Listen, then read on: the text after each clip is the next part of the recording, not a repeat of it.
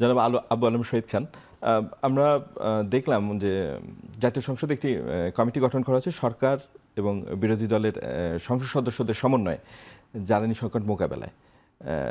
আসলে আমরা তো এ ধরনের ঘটনা কখনো অতীতে দেখিনি যে জাতীয় সংকট মোকাবেলায় রাজনৈতিক দলগুলো মিলে একটা কমিটি করেছে। এটা তো অনেক জায়গায় সাধুবাদ পাচ্ছে। আপনার কি মনে হয় যে এ ধরনের একটি কমিটি কি কাজ হতে পারে, বা কি এই ধরনের কমিটি থেকে আমরা কি সুফল পেতে পারি? এই ধরনের জাতীয় সংকট মোকাবেলায় ভবিষ্যতে আরও অনেক জাতীয় সংকট আসবে, এ ধরনের উদ্যোগ কি ফল দেয়? না, পার্লামেন্টের একটা কমিটি করা তো অবশ্যই একটা ভালো উদ্যোগ এবং সাধুবাদ পাওয়ারই কথা। কেন, যেহেতু আপনিই বললেন যে এই ধরনের কমিটি আগে হয়নি। পার্লামেন্টারি স্ট্যান্ডিং কমিটি আছে, কিন্তু প্রত্যেক মন্ত্রণালয় তো আলাদা কাজকর্ম স্ট্যান্ডিং কমিটি আছে, ওইখানেও কিন্তু আপনার বিরোধী দলের প্রতিনিধি থাকে, সরকারি দলের প্রতিনিধি থাকে, এবং স্ট্যান্ডিং কমিটিতেও অনেক সময় চেয়ার দেওয়া হয় বিরোধী দলকে। তো এরকম করলে এটা গণতন্ত্রের জন্য ভালো, এবং ওই সব স্ট্যান্ডিং কমিটি কিন্তু এই মনিটরিং বা ওই মন্ত্রণালয় নিয়ে কাজকর্ম করতে পারে। তো এখন যে কমিটি করা হয়েছে, নিশ্চয়ই জ্বালানি সংকটের ব্যাপারে অনেক আলাপ আলোচনা হচ্ছিল, এবং সে কারণে প্রধানমন্ত্রী একটা কমিটি করেছেন এবং এখানে পাঁচজন করে আছে। এটা একটা ভালো দিক, কারণ পাঁচজন করে থাকার কথা না, মানে স্ট্যান্ডিং কমিটি হলে তো আনুপাতিক হারে হতো। তো এখানে 5 জন আছেন। এই কমিটি কি করতে পারে সেটা আলোচনার বিষয় হতে পারে, বা দেখতে হবে যে ওদের টিওয়ার কি আছে, সেটা টিওয়ারটা প্রকাশিত হলে দেখা যাবে। এবং এই কমিটি 30 দিনের জন্য গঠন করা হয়েছে, ওইটুক পর্যন্ত আমি জানি।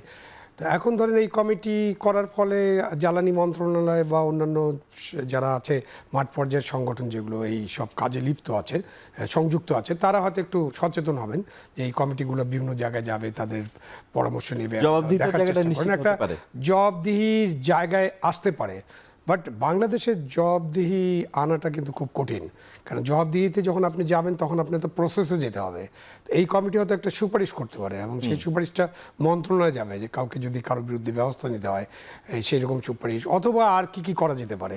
তো এইটা আমরা দেখতে পারি যে সামনে কিছু কাজ হচ্ছে, কোনো ক্ষমতা বা ইয়ে তো নাই এই কমিটির, মানে না, এইরকম কমিটি তো কখনোই এক্সিকিউটিভ ক্ষমতা থাকে না, এবং পার্লামেন্টের তো অ্যাজ সাচ কোনো এক্সিকিউটিভ ক্ষমতা নাই। পার্লামেন্ট হচ্ছে এক্সিকিউটিভ যারা আছেন, মানে আমাদের যে গণকর্মচারী, এবং তাদের উপরে তো মন্ত্রিসভা আছে। তো মন্ত্রীদের উপরে তারা একটা খবরদারি করতে পারেন, মনিটরিং করতে পারেন, তাদেরকে প্রশ্নের সামনে আনতে পারেন, প্রশ্নবিদ্ধ করতে পারেন, তাদের কাছে জবাব চাইতে পারেন, মানে জবাবদিহিতার বিষয়টা আছে। ওই জায়গাটা নিশ্চিত হলেই হয়তো ওই জায়গাটা গঠন করা সার্থক কাজ হতে পারে, হয়তো সার্থক হবে এই কমিটি গঠন করাটা। তো আমাদের দেখতে হবে যে এই কমিটি কি করে। এবং এই বিরোধী দল থেকে কিন্তু কয়েকদিন আগেই অ্যাক্সেস টু ইনফরমেশন চাওয়া হয়েছিল। আমি ওই যে ফ্রিডম অফ ইনফরমেশন একটা আছে না, আমাদের অ্যাক্ট আছে কিন্তু অ্যাক্সেস টু ইনফরমেশন, ওই রকম ইনফরমেশন তারা চান না। তারা চান ছায়ামন্ত্রী করবেন, তারা ছায়ামন্ত্রিসভা, এবং ছায়ামন্ত্রীরা ওই মন্ত্রণালয়ের সকল কাজের মধ্যে অ্যাক্সেস চান। তো তখন ধরেন যে আপনাকে দলিলপত্রের মধ্যে বা নথির মধ্যে মন্ত্রী কি লিখলেন না সিস্টেম যেরকম সেরকম এরকম না, ওইখানেও এরকম অ্যাক্সেস দেওয়া হয় না। তারা একটা অ্যাক্সেস চাচ্ছে। বাংলাদেশে তো আমরা অনেক নতুন কিছু করার চেষ্টা করছি, অনেক কিছু বদলে দেওয়ার চিন্তা করছি, অনেক রূপান্তরের চেষ্টা করছি, হ্যাঁ, অনেক কিছু করতে চাই আমরা, মানে বিরোধী দলের পক্ষ থেকে তারা অনেক কিছু করতে চান। সব কিছু কি করা সম্ভব হবে? পররাষ্ট্র মন্ত্রণালয়ে একটা চিঠি গিয়েছিল, সেটাও হয়তো আপনার মনে আছে। হ্যাঁ, আমার মনে আছে। তো এই ধরনের অনেক কিছু আমরা করতে চাই। আমরা তো সংবিধান ছুঁড়ে ফেলতে চেয়েছিলাম, সেটা হয়নি। আবার সংবিধান পুনর্লিখন করার জন্য আমেরিকা থেকে আমাদের কনসালটেন্টরা আসছিল, বিভিন্ন বিদেশি কনসালটেন্ট অনেক কাজ করছে না আপনার করে, যে জুলাই সনদ এবং আপনার যে সংস্কার, হ্যাঁ, সংস্কার, এইগুলো হ্যাঁ এখন তো ব্যাকএন্ডেই আছে। দেখা যাক, 180 দিন আছে তো এখনো, আপনাদের অপেক্ষা করি, আমরা অপেক্ষা করতে চাই, সবাই অপেক্ষা করি আমরা। বাট কিছু না কিছু তো সংস্কার হবে, সংস্কার করতে হবে সামনে চলার জন্য। ধন্যবাদ। সবকিছু তাদের ইচ্ছে মতো হবে না।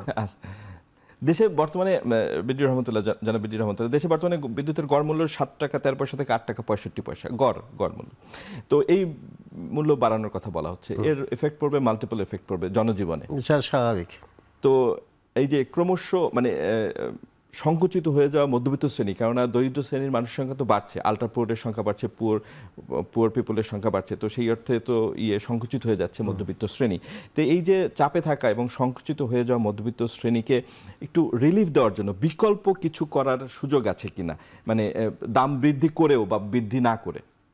আপনি যদি বিকল্প ইয়ের কথা চিন্তা করেন, যে বিদ্যুৎ ব্যবস্থা বিকল্প করার, মানে অ্যাটলিস্ট স্বস্তি, মানে আর্থিক দিক থেকে, মানে আর্থিক দিক থেকে এখন স্বস্তি পাওয়া সহজ নাই। যে আপনি যে 10 জনের যে কমিটি করা হয়েছে তাদের তো দুইটা কাজ হতে পারে, একটা হচ্ছে তেল প্রকিউরমেন্ট কুইকলি, সেটা বোধহয় যুদ্ধ থাকলে সম্ভব না, আর একটা এখানে তেল উত্তোলন।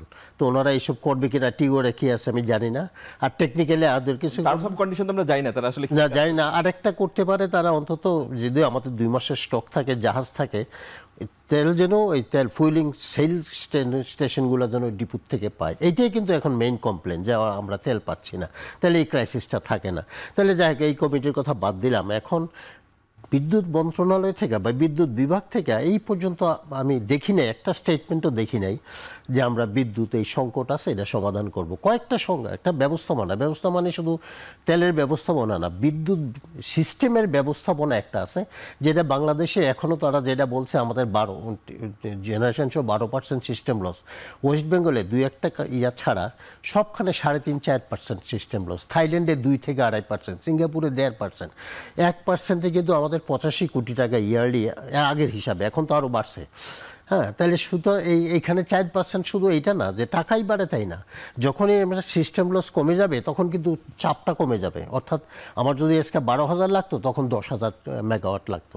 তো এই ব্যবস্থাপনা তাদের কাছে প্রথম, যে বিদেশ থেকে কোনো কিছু নাই না, এখানে আমি সিস্টেমটা ডেভেলপ।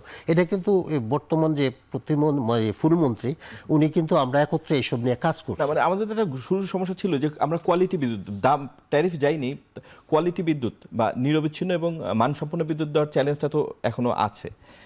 আগের থেকে কিছু ইমপ্রুভ করছে। তো সেইটা যখন ট্যারিফ বাড়ানো হবে, সেই চাহিদা তো গ্রাহকদের কাছ থেকে আসবে ডেফিনেটলি, নিরবিচ্ছিন্ন এবং মানসম্পন্ন বিদ্যুৎ। সেইটা তো সেইটা কেন, আমি তো বললাম যে আপনাকে ঢাকায় কিন্তু আজকে প্রধানমন্ত্রীকে এটা বলতে শোনো অনেকদিন, আমরা অনেকদিন যে ঢাকার যে রুফ আছে সেই রুফে 10,000 মেগাওয়াট সোলার করা যায়, আর অন্যান্য জায়গায় তো আছে। তো 15-20 হাজার তো আমরা অনেক আগে 20 বছর আগে বলছিলাম যে 15-20 হাজার সোলার আমি করতে পারি। তো সেটা মাথায় আনতে হবে। তো সোলার কিন্তু বেশি দিন লাগে না, সোলার একটা 6 মাসে একটা 1 মেগাওয়াট ইজিলি তৈরি করানো যায়। তাহলে এটি করি না কেন? এটা করলে তো আজকে তাদের ইলেকশনের অনেক আগে শেষ করতে পারে। আমার একটা সম্পর্ক প্রশ্ন আছে, সেটা হচ্ছে যে রাশিয়ার সস্তা তেল, মানে আমেরিকা তো নিষেধাজ্ঞা তুলে নিয়েছে এবং আমাদের সাথে তাদের ট্রিটি আছে, সেখানে এখন একটা শিথিল অবস্থা আছে, যেহেতু জ্বালানি সংকটে সবাই আছে এবং আমাদের পপুলেশন অনেক বেশি। রাশিয়ার সস্তা তেল কেন আমরা নিতে পারছি না? না, আমেরিকার সঙ্গে যে চুক্তি আছে এটা তো না, আমেরিকা তো সেটা শিথিল করেছে এখন, এই 1 মাসের জন্য শিথিল করছে। কিন্তু এত শর্ট টাইমে কি আমরা, মানে ভায়া ইন্ডিয়া তো প্রচুর পরিমাণে রাশিয়ান তেল নিচ্ছে, আমরা সেখান থেকে তো আরেকটু বেশি, মানে আমরা নুমানীগড় থেকে যে তেলটা আসছে, আমরা তো নির্দিষ্ট চুক্তির অধীনে নির্দিষ্ট পরিমাণ আসছে, এটা আরো বাড়ানো সম্ভব কিনা? সম্ভব, কিন্তু রাশিয়ার তেলই। শুনেন, একটা গভর্নমেন্টের চরিত্রের উপর অনেক কিছু নির্ভর করে। অর্থাৎ আমেরিকা যদি চোখ বড় করে, সে অনেক কিছু করবে না। হ্যাঁ, বা ইন্ডিয়ার, আমি জানি না এখন ইন্ডিয়ার প্রভাবটা কেমন। কাজেই এই প্রশ্ন হচ্ছে একটা সাহসী সরকারের দরকার।